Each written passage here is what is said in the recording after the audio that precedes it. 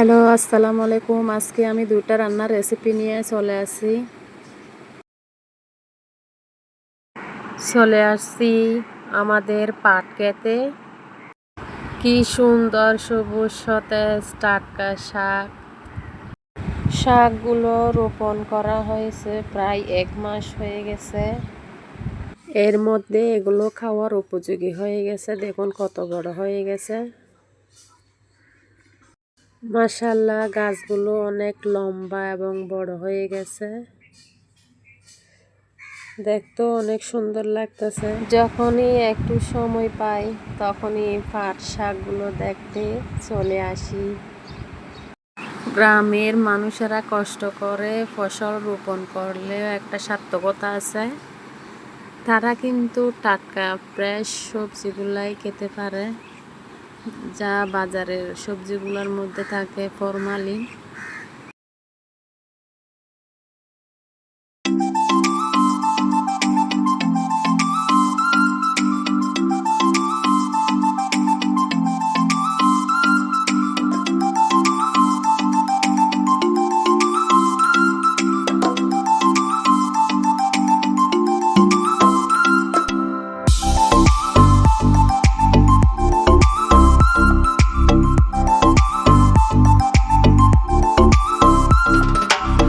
এখন আমি বাড়ি চলে যাব। শাক তোলা শেষ হয়ে গেছে, আর তুলব না। শাকগুলো ভালোভাবে পরিষ্কার করে ধুয়ে আমি কেটে নিচ্ছি।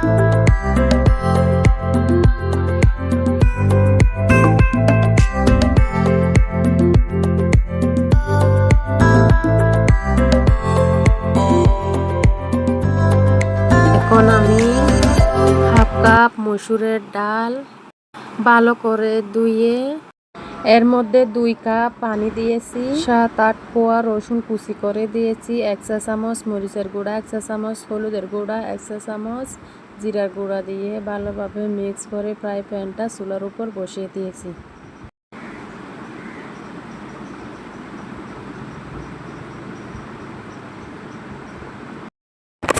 এখন চুলায় আগুন ধরাই দিব। আগুন ধরে গেছে, চাল দিতে থাকবো। এক পাশে ভাত আর এক পাশে পাট শাক বসে রান্না হচ্ছে। ততক্ষণ পর্যন্ত জাল দিতে থাকবো যতক্ষণ পর্যন্ত মসুরের ডালগুলো ফুটে একদম নরম হয়ে যায়। আর ওইদিকে ভাতগুলো হতে থাক। 2 পাশেই সমানভাবে জাল দিতে হবে, না হলে ভাতগুলো ভালোভাবে সিদ্ধ হবে না।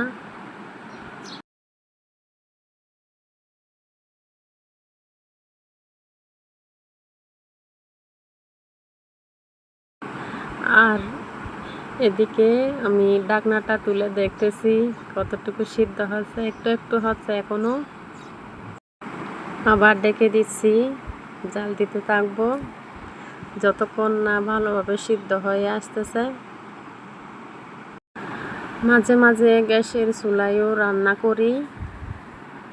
যখন কাজের চাপ একটু বেশি থাকে তখন রান্না করি, আর সকালের দিকে যখন চা তৈরি করতে যায় তখন রান্না করি। বিকালে একটু নামাজের সময় লেট হয়ে গেলে তখনও একটু রান্না করি। শুধু চা নাস্তাগুলো গ্যাসের চুলা রান্না করি। ভাত আর অন্যান্য যাবতীয় তরকারি এগুলা মাটির চুলায় রান্না করি। মাটির চুলায় আবার কাঠ দিয়েও রান্না করি, তাতেও তাড়াতাড়ি ভাত হয়ে যায়। একটু পাতা আর দিয়ে রান্না করলে একটু দেরি হয়, তারপরেও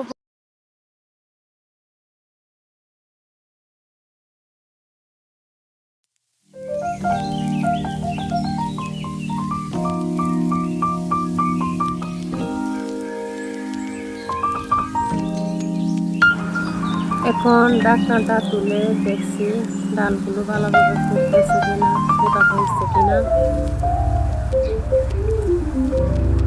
দেখতেছি। এখনো হয় নাই, আবার ঢাকনা দিয়ে দিচ্ছি। আরও কিছুক্ষণ জাল দিতে হবে, ভালোভাবে ফুটলে তারপর শাকগুলো এর মাঝে দিয়ে দিব।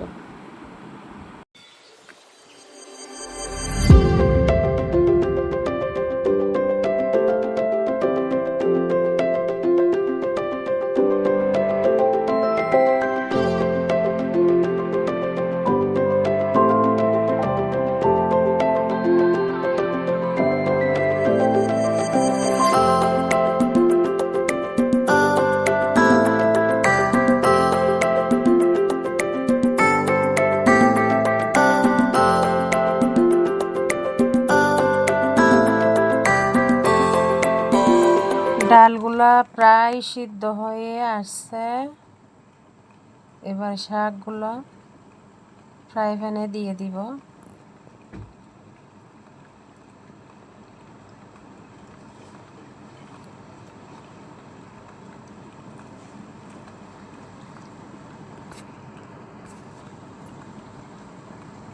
এবার খুব আলতোভাবে শাকগুলো নেড়ে ছেড়ে দিব কাঠি দিয়ে।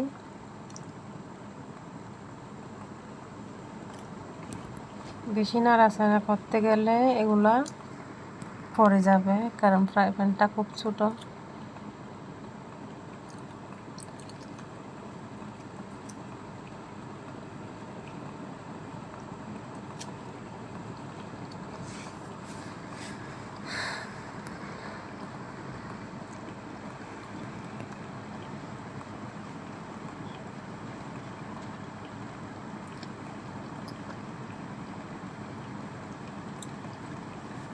এবার ঢাকনাটা দিয়ে দিব,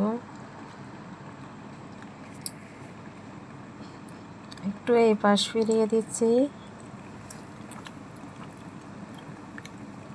আবার জাল দিতে থাকবো ভালোভাবে। শাকগুলো সেদ্ধ হয়ে আসা পর্যন্ত বেশিক্ষণ জাল দিতে হবে না, এগুলো এমনিতেই শাকগুলো তাড়াতাড়ি হয়ে যায়, শাক রান্না করতে অতটা সময় লাগে না। ডালগুলো ফুটতে অনেকটা দেরি হয়ে গেছে।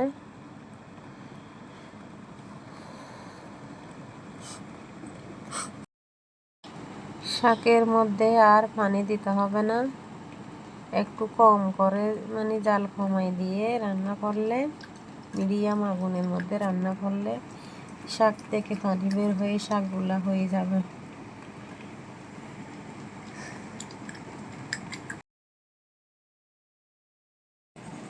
এর মধ্যে প্রথমে আমি লবণ দিই নাই, অফ ক্যামেরায় আমি শাকের মধ্যে লবণ দিয়ে দিছি। এদিকে আমার ভাতগুলাও প্রায় হয়ে আসতেছে, মনে হচ্ছে কিছুক্ষণ পর ফেনা বের হবে।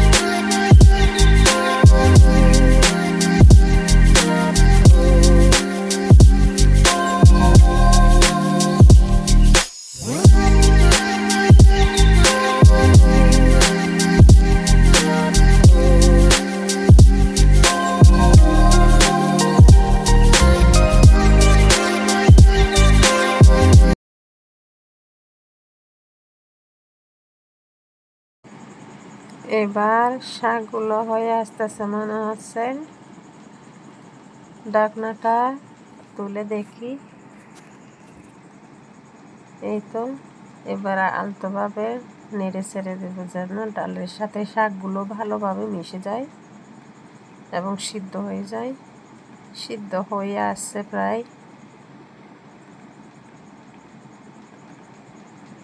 ভালোভাবে নেড়ে চেড়ে দিচ্ছি।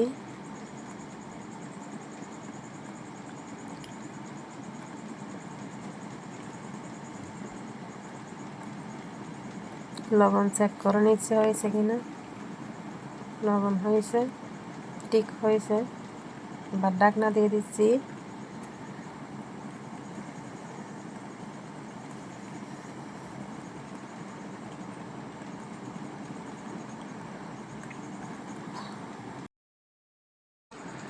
আরও একবার ঢাকনাটা তুলে ভালোভাবে নেড়ে ছেড়ে দিচ্ছি যেন ডালের সাথে ভালোভাবে শাকগুলো মিক্স হয়ে যায়। এবার ঢাকনাটা ঢেকে দেব। এভাবে নামানোর আগ পর্যন্ত কয়েকবার নেড়ে ছেড়ে দিলে হয়ে যাবে। এদিকে আমার ভাতগুলাও প্রায় ফুটে গেছে। আর কিছুক্ষণ চুলায় রাখলে ভাতগুলো নামাই ফেলতে পারবো। শাকও হয়ে গেছে প্রায় শেষ। শাকও রান্না শেষ হয়ে গেলে মাছ দিয়ে, মাছের মাথা দিয়ে ডাল রান্না করব। দেখতে থাকুন। দেখুন ভাত হয়ে গেছে কি সুন্দর।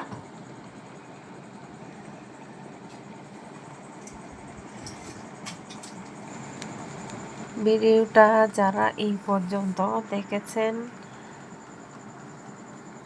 আপনাদের যদি আমার এই ভিডিওটা একটু হলেও ভালো লেগে থাকে, প্লিজ আমার চ্যানেলটাকে সাবস্ক্রাইব করে দিয়ে লাইক, কমেন্ট এবং শেয়ার করতে ভুলবেন না। বেল বাটনটা অন করে রাখবেন যেন সবার প্রথমে আপনাদের মোবাইলে আমার ভিডিও চলে যায়, যেন আপনারা ভালোভাবে দেখতে পারেন। এবার শাকগুলো নামিয়ে ফেলছি। ফ্রাই প্যানটা বাদ দিয়ে দিছি।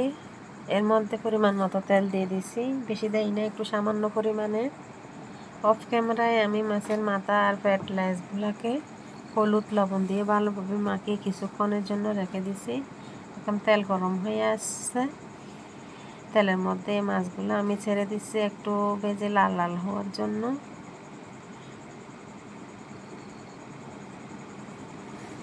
আমি এদিকে ভাতগুলো এখনও নামাই নাই চুলা থেকে, ভালোভাবে ফুটে নাই।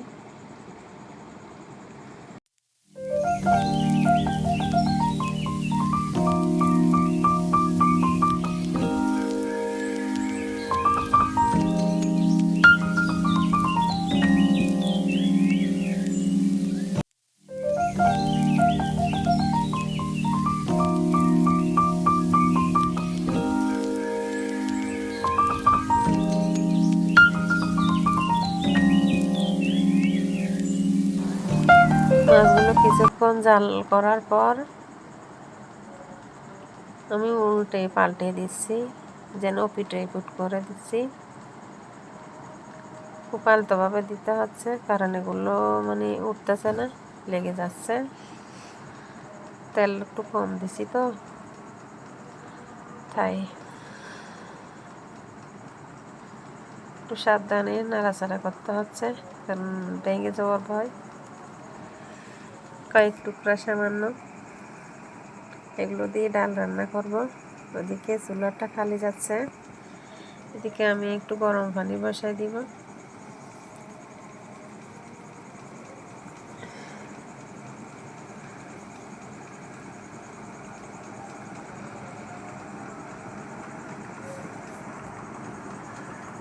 আর একটু জাল দিতে থাকবো যাতে এপাশ ওপাশ দুই পাশে হয়ে যায়।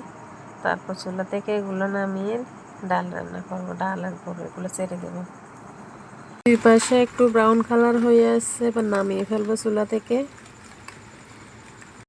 অফ ক্যামেরায় আমি মাছ ভাজা তেলের উপরে আরও মানে পরিমাণ মতো আর একটু তেল দিয়ে দিছি, মানে কম ছিল বলে। 2 চামচ মরিচের গুঁড়া, 1 চামচ হলুদের গুঁড়া, 1 চামচ জিরের গুঁড়া, 1 চামচ গরম মশলার গুঁড়া, 1 কাপ মসুরের ডাল, 1 কাপ পেঁয়াজ কুচি, 4-5টা রসুন কুচি, মানে সবগুলো একত্রে আমি তেলের মধ্যে ছেড়ে দিছি। পরিমাণ মতো লবণও দিয়ে দিছি। এবার ভালোভাবে মশলাগুলো কষাতে থাকবো।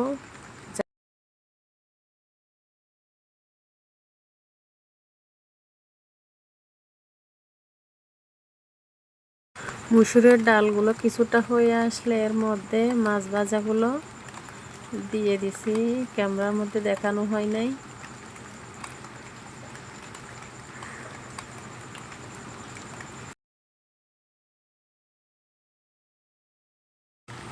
কিছুক্ষণ জাল করার পর ঢাকনাটা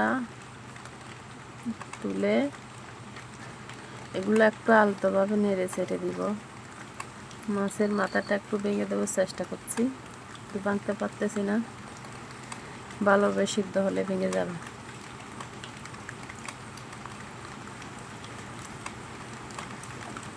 খুব আলতোভাবে নেড়ে চেড়ে দিচ্ছি। বেশিক্ষণ সময় লাগবে না, প্রায় সিদ্ধ হয়ে আসতেছে।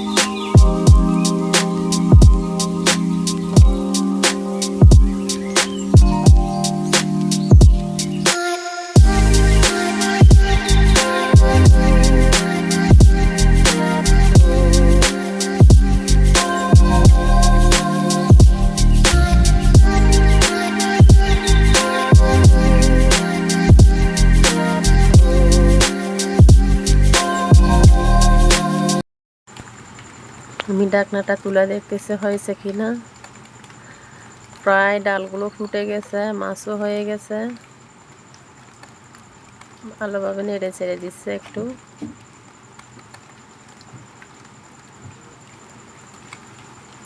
দেখুন কতটা সুন্দর আর লোভনীয় হয়েছে। তেলগুলো উপরে বেশি বেশি উঠতেছে, দেখতে একটু কিরকম সুন্দর লাগতেছে। লবণ চেক করে নিলাম। এখন চুলা থেকে নামিয়ে গরম গরম পরিবেশন করব। ঢাকনাটা এবার ঢেকে দিচ্ছি।